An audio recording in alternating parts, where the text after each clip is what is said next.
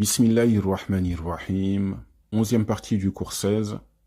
On va voir, Inch'Allah ta'ala, ce qu'on appelle la an-nafiyatu lil jins. La an-nafiyatu lil jins. Ce qu'on pourrait traduire par la négation dans l'absolu. Donc là, ce harf, il va avoir la fonction de nier la nature du ism qui va se trouver juste après elle. Je répète.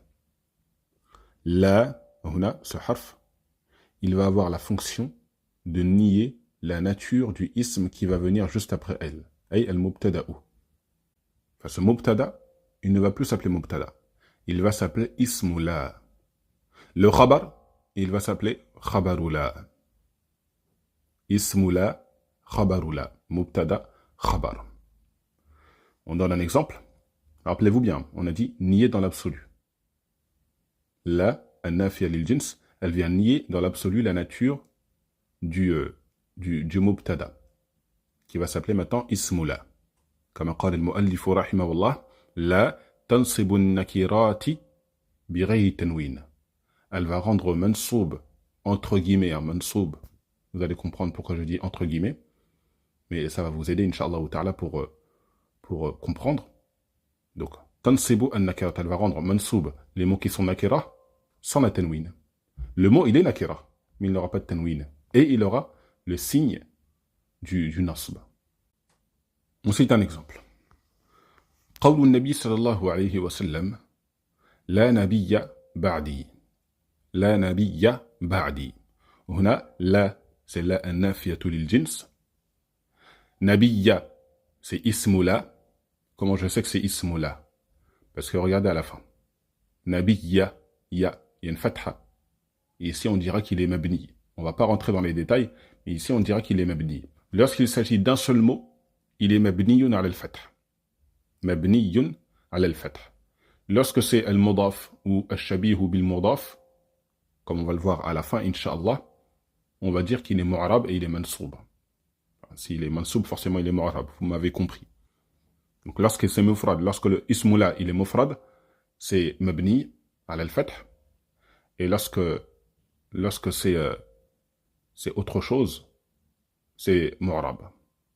Et bien sûr, le mufrad, c'est pas forcément mabni ala al-fath. Ça peut être mabni ala al-ya si c'est autre chose. Si c'est un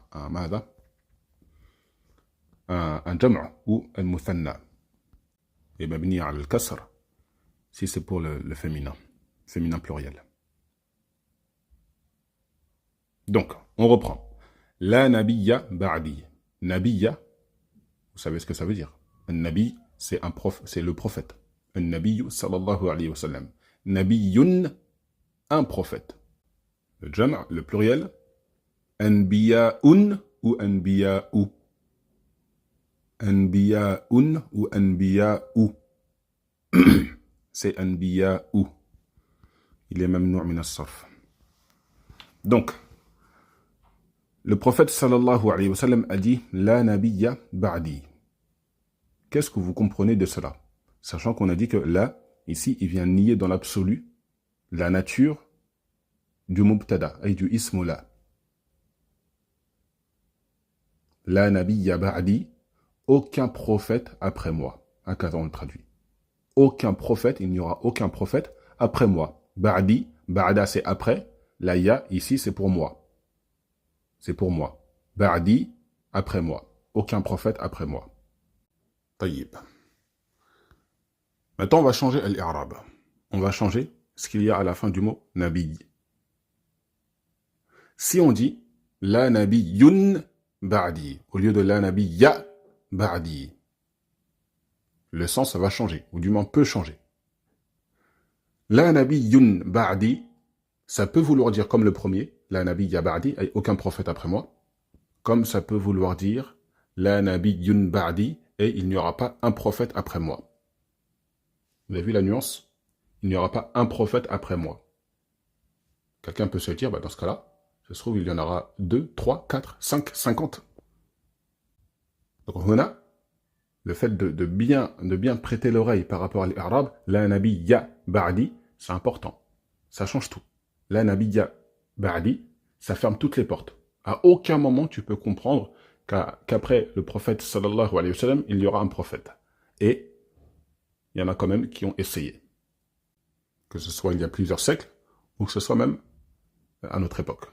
Des gens ont essayé de faire croire qu'ils étaient des prophètes. Voilà, Ajib Huna, c'est pas la personne qui dit cela, qui prétend cela. C'est pas ça qui nous étonne le plus. C'est étonnant, mais ce n'est pas ça qui nous étonne le plus. Kayfa yuttaba hada.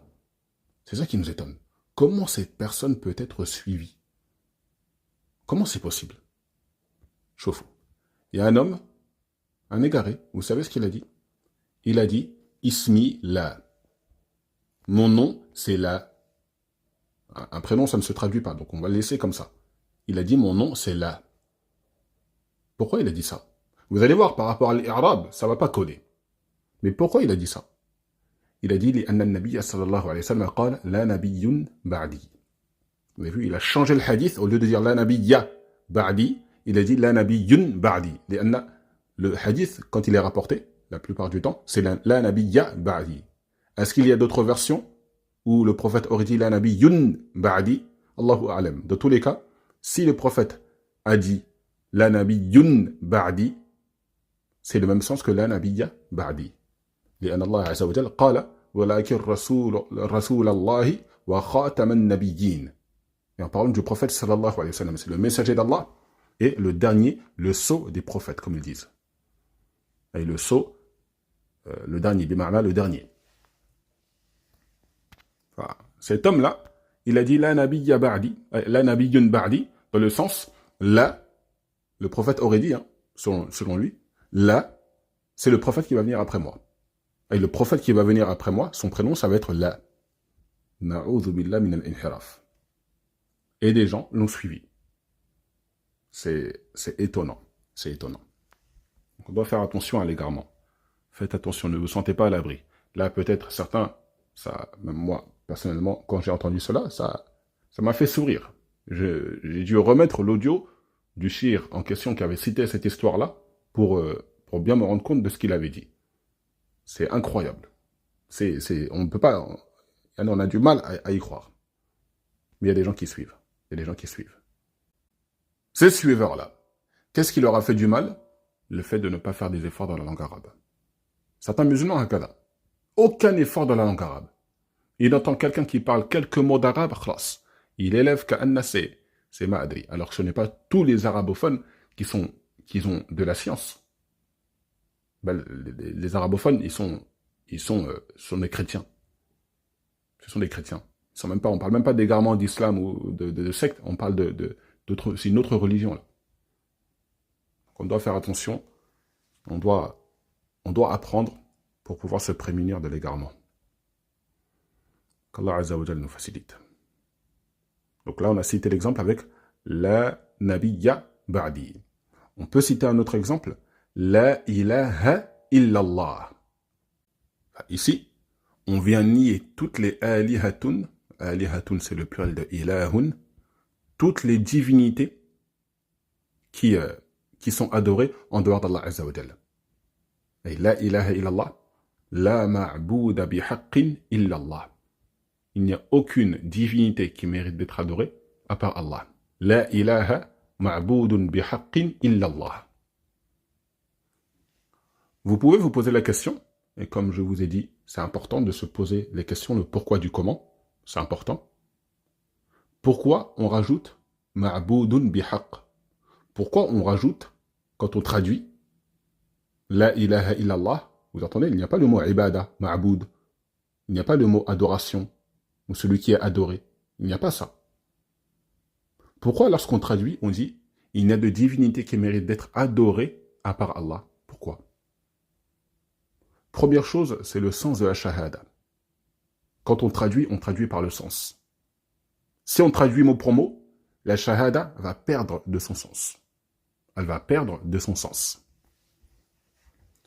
Deuxième chose, c'est que, rappelez-vous, je vous ai dit, il y a ismula et khabarula. Ismula et khabarula. La plupart du temps, le khabarula, il n'est pas cité. il n'est pas cité, est-ce que ça veut dire qu'il n'existe pas? Non, c'est qu'il est muqaddar. Il est sous-entendu. Je répète tout ce que je viens de dire. La plupart du temps, le khabaru la, il est sous-entendu. Ismu la, il est cité. Khabaru la plupart du temps, il n'est pas cité. Ici, dans la ilaha illallah, il n'est pas cité. Donc il est sous-entendu. Il est muqaddar. Maintenant, on peut se poser la question, comment va-t-on savoir le sens du khabaru la? Comment on va savoir le sens du khabaru la? Pourquoi, à la place de ma'boudun bihaq, l'adoration, on n'a pas dit autre chose? Parce que on a une preuve du Coran et on a des preuves du Coran et de la Sunna. Attention, certains égarés, qu'est-ce qu'ils ont dit? Ils ont dit que le taqdir, ce qui est sous-entendu, le khabaru la qui est sous-entendu, qu'est-ce que c'est? C'est mawjoudatun. Mawjoud, ça veut dire existant. Mawjoudatun, existante. Et là, on parle des divinités. Alihatun mawjoudatun.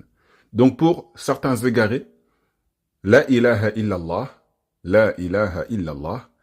ça veut dire la ilaha mawjoudatun, vu que le khabaru la, il n'est pas cité, mawjoudatun, là maintenant on le cite, hein. Mawjoudatun illallah. Il n'y a de divinité existante à part Allah. C'est une erreur, ça.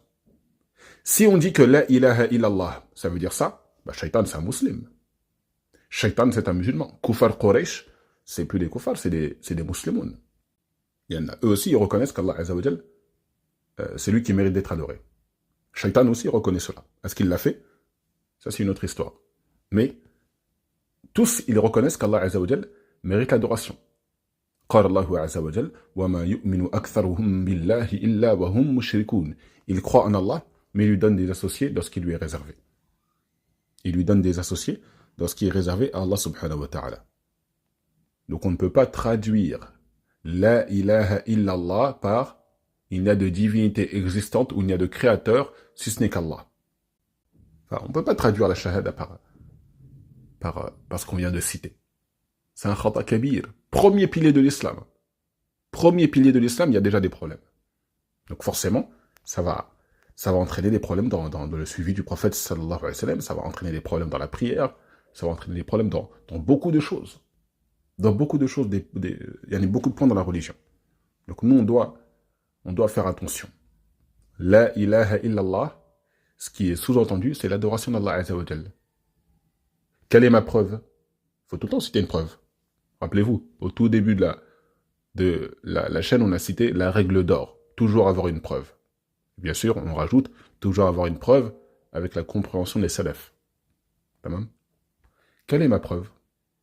Allah subhanahu wa ta'ala qala fi al-Qur'an وَمَا أَرْسَلْنَا مِنْ قَبْلِكَ مِنْ رَسُولٍ إِلَّا نُوحِي إِلَيْهِ أَنَّهُ لَا إِلَهَ إِلَّا أَنَا فَاعْبُدُونِ. Allah Azza wa Jal a envoyé des messagers. Ces messagers, pourquoi Allah Azza wa Jal les a envoyés? Pour transmettre quel message? La ilaha illa ana, et il n'y a pas de divinité qui mérite d'être adorée à part Allah. Parce qu'Allah Azza wa Jal tout de suite après il dit fa'budoun, et donc adorez-moi. Fa'budoun, donc adorez-moi. Tu as su la ilaha illallah, tu as pris connaissance de cette phrase, maintenant adore-moi. Applique-la. Fa'budoun, adore-moi. Et les preuves sont nombreuses sur le sujet. Et voilà, on doit faire attention. Et dans le livre, il y a un livre intitulé Kayfa tutqinu an-nahwa. Kayfa tutqinu an-nahwa. Enfin, l'auteur, il a fait cette erreur. C'est un khata fahish. Vraiment, c'est une énorme erreur de dire cela. Vous pouvez vous dire, oui, mais il est arabophone.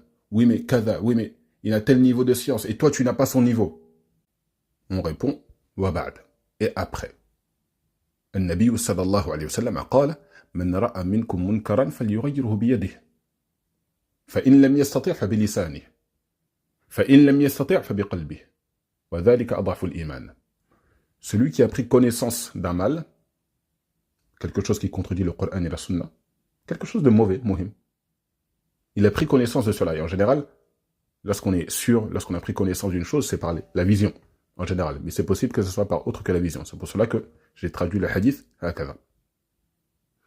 Celui donc qui prend connaissance d'un mal, il est mutayaqin, il est sûr qu'il le change.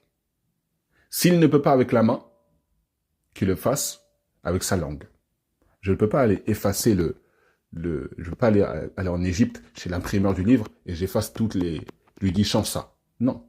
Mais on le fait avec la langue. On le fait avec la langue. Et on fait le dua pour l'auteur. Qu'Allah Azza wa Jal le guide. Donc lui, son livre là, attention. J'ai pas tout lu. Je n'ai pas lu tout son livre. Mais j'ai pu trouver déjà cette erreur-là. Et ça arrive les erreurs. Bon, ce type d'erreur là, ça ne doit pas arriver. Ça ne doit pas arriver. Mais, voilà. C'est des choses qui peuvent arriver. L'erreur. Donc là, l'auteur, qu'est-ce qu'il a à faire? Si jamais quelqu'un le conseille sur cela, je pense pas qu'il va écouter mon DAS, hein, mais s'il a pris connaissance de cette erreur-là, qu'est-ce qu'il doit faire? Il doit changer. Il doit accepter, il doit se repentir, et il doit apprendre le tawhid. Parce que celui qui n'a pas appris le tawhid, il dit ça. Il va dire ça. Alors peut-être que vous allez le voir, il va être très fort dans la lora, dans la langue arabe, très fort. Dans le fiqh, très fort. Mais tout ça, ce n'est pas bâti sur le tawhid as-sahih. À quoi bon? Mauvaise compréhension du tawhid. Attention, on n'a pas dit qu'il est sorti de l'islam. Hein. Mais il y a une mauvaise compréhension du tawhid. Forcément, ça va impacter sur la suite. Qu'Allah Azza wa Jal nous guide. Donc lui, attention à son livre. Son livre dans le sarf, Kayfa tutqinu as-sarf, il est bien. Kazalika, son livre dans Al-Imla, il a l'air bien. Ça aussi, je n'ai pas pu l'avoir en main pour l'instant, mais il a l'air bien. Mais voilà, son charh de Al-Balagha, ne l'achetez pas. Ça, vous délaissez. Le livre s'appelait Kayfa tutqinu Al-Balagha. Ça, ne l'achetez pas. Si vous voulez faire de la balagha, c'est après, Inch'Allah, après le Nahu. Bien sûr, ce n'est pas forcément après avoir atteint un très haut niveau dans le Nahu. Vous pouvez rentrer, vous faites Al-Ajrumiyya, vous faites Al-Mutammima, et après vous rentrez dans le balagha. Il n'y a aucun problème. Tant que vous savez vous exprimer. Al-Balagha, c'est pour ça, c'est pour savoir s'exprimer correctement. Alors, je résume. D'accord? Ce qui traduit par l'éloquence. Al-Balagha. Donc, Al-Balagha, il y a d'autres livres. Il y a d'autres livres. Al-Balagha Al-Wadiha, Al-Muwatta de Al-Balagha, Al-Muwatta في البلاغة de Al-Uyuni, docteur Al-Uyuni, Durus Al-Balagha de Sheikh Al-Thamin, rahimahullah. Il y a des livres, il y a des livres. On peut se passer de son livre. Alhamdulillah. Et voilà, faites attention, faites attention. Lui, son livre de Kayfa tutqinu an-nahwa, faites attention. Al-Balagha, attention. Lui, c'est sûr, ne l'achetez pas. Kayfa tutqinu an-nahwa, Allahu a'lam, on vérifiera. Si Allah Azza wa Jal nous facilite, on fera justement des revues avec certains livres comme ça, que ce soit liés à la science, que ce soit des livres d'arabe ou des livres religieux. C'est intéressant, comme ça vous voyez comment le livre il est, quelle édition il est mieux de prendre, ainsi de suite. Qu'Allah Azza wa Jal nous facilite. Mal-Muhim, je répète encore une fois, Kayfa tutqinu al-balagha, ne l'achetez pas. Kayfa tutqinu an-nahwa, si vous l'achetez, achetez-le, mais vous n'allez rien louper. Il est bien, le livre, il est bien. Mais voilà. Vous n'allez pas mourir si vous ne l'avez pas. Vous n'allez pas avoir un grand manquement si vous ne l'achetez pas. Mais le livre, il est bien, il est bien. Moi, j'ai trouvé que cette erreur-là. Et voilà. Et, mada. Et Kayfa tutqinu al-ajrumiyya, kadhalika, attention. Allahu a'lam. Allahu a'lam, attention. Vu que il a glissé, huna. Dans l'ajrumiyya, il y a certains passages où vous pouvez glisser. Notamment dans Bab al-Kalam. Donc faites attention. Faites attention à votre religion. C'est pas un jeu. Soyez pas obsédés par la langue arabe. Vraiment, certains ça les obsède. Ils sont en extase lorsque quelqu'un parle en arabe. Peu importe c'est qui. Peu importe. Lui, dès qu'il entend quelqu'un qui parle en arabe, un bon arabe, il le considère comme si c'était Cheikh Ibn Baz, rahimahullah. Alors que non. Ce comportement, on doit l'avoir avec la sunna, avec les savants de la sunna, avec les étudiants en sciences, avec les jeunes, que ce soit les sœurs ou des frères, qui essayent d'être fermes sur la religion. Ça nous fait plaisir, ça nous rend heureux. Plus que de voir Fulana Ulan avec un bon niveau de langue arabe. Donc, la ilaha illallah, pour revenir à ce qu'on disait, la, on a c'est la an-nafiya lil-jins, ilaha, ismu la et khabaru la, il est muqaddar. تقديره معبود بحق. معبود بحق. Il y a des divinités qui méritent d'être adorées à part Allah. On y va pour la lecture maintenant. Donc, la nafiyatu lil jins, donc là on va répéter tout ce qu'on a vu, Inch'Allah.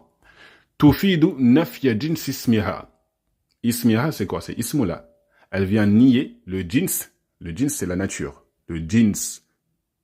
Elle vient nier la nature de son ism. La qalama indi. Je n'ai pas de crayon avec moi. La rajula fil bayti. Il n'y a aucun homme dans la maison. تنصب النكرات بغير تنوين. تنصب النكرات بغير تنوين. Le mot il va terminer par A, il n'y aura pas de tanwin. Ibn al-Jurrum il a dit dans son livre la, donc ce harf, تنصب النكرات بغير تنوين إذا باشرت النكرات ولم تتكرر. Deux conditions. Et nous on va en rajouter une troisième. Regardez en bleu juste en dessous. Les trois conditions. Juste avant ça, regardez ce qu'on a écrit. La ta'malu amala inna. Ta'malu amala inna. Et elle va faire la même chose. Elle va avoir la même fonction que inna. Est-ce qu'elle va avoir le même sens? Ça, c'est autre chose. Non, on n'a pas dit ça. Nous, on a dit elle va avoir la même fonction. Donc, elle va rendre mansoub, entre guillemets, le ism, son ism, et le khabar sera marfou'. Ça va se produire à trois conditions. La ta'malu amala inna, la ta'malu amala inna, bi thalathati shurut. Première condition, tubashiru nakirat.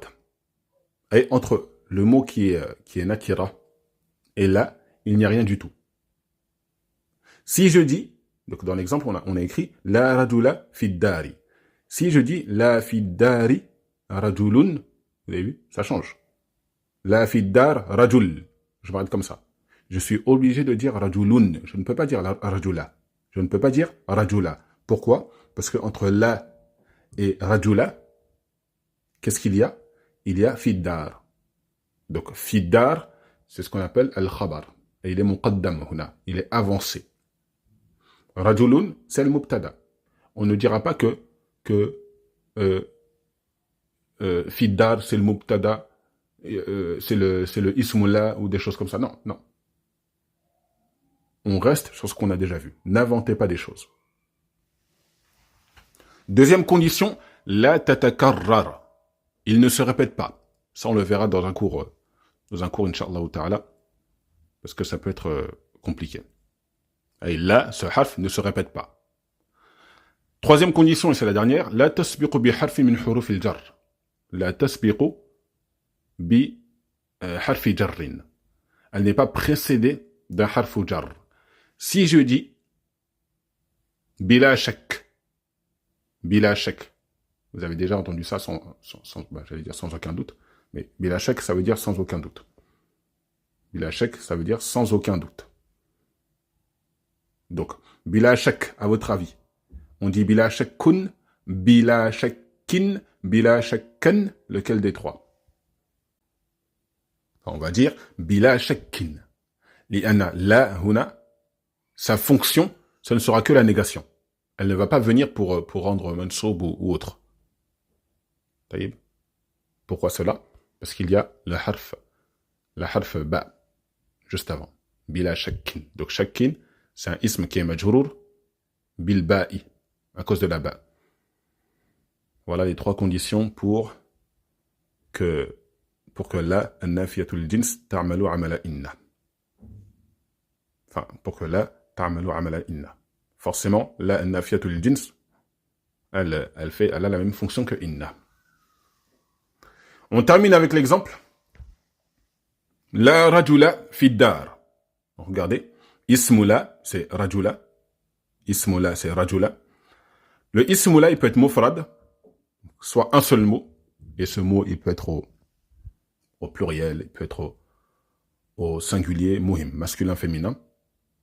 Il peut être aussi mudaf, et là, comme on avait dit, lorsque c'est mudaf, ou il peut être shabihun bil mudaf, là, on dirait que c'est mu'rab, c'est mansoub, Et ça, on verra plus tard, Inch'Allah. Enfin, la rajula. La rajula ismu la. Il est mufrad. Juste une toute petite remarque, c'est une faïda. Le muallif, il a dit la tansibu an-nakirat bi ghayri tanwin. Là, il n'y a pas de tanwin, on est d'accord. La rajula la fi dar. Notez bien cette faïda, elle est muhimma. Il n'y a pas de tanwin, on est d'accord. La rajula. Maintenant, moi, je dis, à la place de rajula, je mets un mot qui est au jam' mudhakkar salim. Ou même encore le muthanna. Muhim. Un mot dont la tanwin, c'est la noun. Qui vient, il y a la noun qui se trouve à la fin, qui vient la remplacer. À ne pas confondre avec la noun, qui est le signe du raf' pour les verbes. Pour al-amthilatu al-khamsa. Muslimin. La muslimina fi dar. Écoutez bien. La muslimina fi dar. Nous, on a dit quoi? On a dit tansibu an-nakirat. Rajula, huna, il est mabni. Mabniyun ala al-fath. Ça, on l'a dit. Mabniyun ala al-fath. Si je dis la muslimina, muslimin, il sera mabniyun ala al-ya. Vous avez compris? Mabniyun ala al-ya. Il sera mabni par le signe par lequel il est mansoub. Il sera mabni par le signe par lequel il est mansoub. Tamam? Donc si je dis la muslimina, je pense que je vais le rajouter pour que ce soit plus clair. La muslimina fi dar. Muslimina, la ya, c'est le signe du bina. Il est mabni à la liya. La noun, elle reste par contre. Pourquoi? La faïda, c'est ça. C'est que la noun à la fin, elle ne remplace pas, et elle ne prend pas tous les ahkam de la tanwin. Elle va la remplacer ici, mais elle ne prend pas tous les ahkam de la tanwin. Mathalan, si je dis baytun, à la fin il y a la noun qui est représentée par la tanwin. On est d'accord, baytun. Si je mets elle juste avant, je vais dire el baytu. Ça on est d'accord. Je vous dis mudarrisuna. Est-ce que si je mets elle devant, je dis el mudarrisu? Non. Cette noun, elle reste quand même. Donc vous avez vu, c'est pas dans l'absolu que la noun, à la fin du jam' al-mudhakkar salim et du muthanna, elle prend les ahkam de la tanwin. Donc ça, c'est une belle faïda. Je vous conseille de la noter. Je vous conseille de la noter. Elle est jamila. Donc reprenons. La rajula, ismula, rajula c'est ismula. Fiddari, c'est khabarula. Khabarula. Rappelez-vous le khabar. Soit il peut être mufrad, shibbu jumlatin ou jumla. Donc mufrad, c'est, vous avez compris ce que c'est. Lorsque ce n'est pas les deux autres. Lorsque ce n'est pas les deux autres.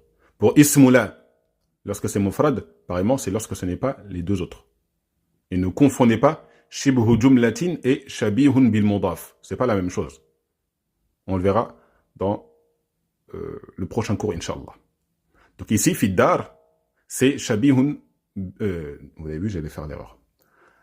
Fiddar, c'est shibhu jumlatin. Et shibhu jumla, on rappelle, imma c'est un zarf, imma c'est al-jar ou al-majrour. Et la jumla, imma c'est une jumla fi'liya ou ismiya. Wallahu ta'ala a'lam, afwan, le cours il a été un petit peu long, en espérant que ça a été profitable. نسأل الله عز وجل أن ينفعنا وأن يوفقنا لكل ما يحبه ويرضاه إنه ولي ذلك والقادر عليه والحمد لله رب العالمين.